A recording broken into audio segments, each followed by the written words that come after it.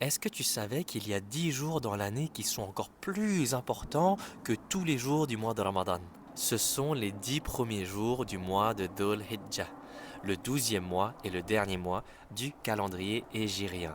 Le mois de Dhul Hijjah cette année va commencer vers mai 28, mai 29, à confirmer. Et le prophète sallallahu alayhi wa sallam a dit: il n'y a pas de jour pendant lesquels les bonnes actions sont plus aimées d'Allah que ces 10 jours. Donc les bonnes actions faites durant ces 10 premiers jours du mois de Dhul Hijjah sont encore plus importantes et plus aimées pour Allah. Il n'y a pas d'obligation durant ces 10 premiers jours, sauf pour les gens qui font le pèlerinage, le hajj ou le sacrifice. Mais mis à part cela, il n'y a pas d'obligation. Alors celui qui fait des bonnes actions tout de même, alors qu'il n'est pas obligé d'en faire, eh bien il aura encore plus des récompenses et il va se rapprocher encore plus d'Allah parce que ça va venir de son cœur. Ces 10 jours sont une opportunité pour nous rapprocher d'Allah encore plus. Donc à partir du 28 mai, pendant 10 jours, faites plus de jeûnes, faites plus de prières surérogatoires, de prières volontaires. Lisez plus le Coran. Si vous n'arrivez pas à lire en arabe, lisez la phonétique et lisez des traductions.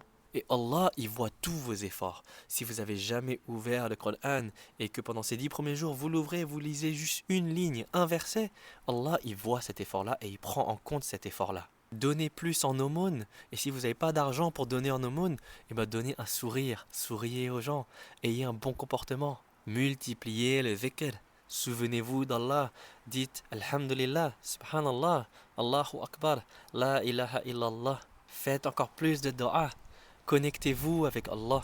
Et celui qui jeûne le 9e jour de Dhul Hijjah, ça s'appelle le jour de Arafat, qui est d'ailleurs un jour avant le grand Eid, Eid al-Adha. Bien Allah a dit que celui qui jeûne durant ce jour-là, Allah expie les péchés précédents et les péchés de l'année à venir. Un seul jour de jeûne et tant de récompenses, tant de miséricorde. Subhanallah, Allahu Akbar. Il faut en profiter.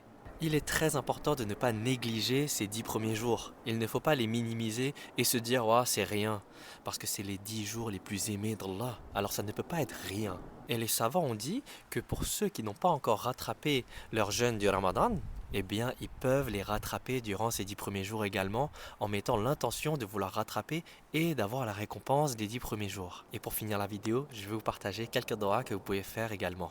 Ya Allah, protège-moi du péché avant même que je le rencontre.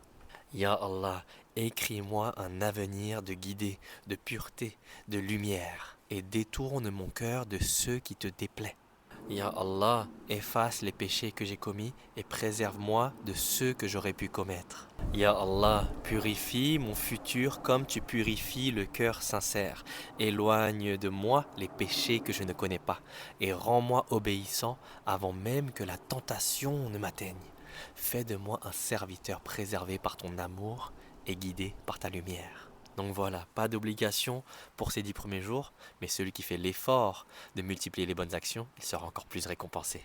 N'oubliez pas de faire l'effort de jeûner le 9e jour du mois de Dhul Hijjah, car c'est le jour où la religion a été complétée.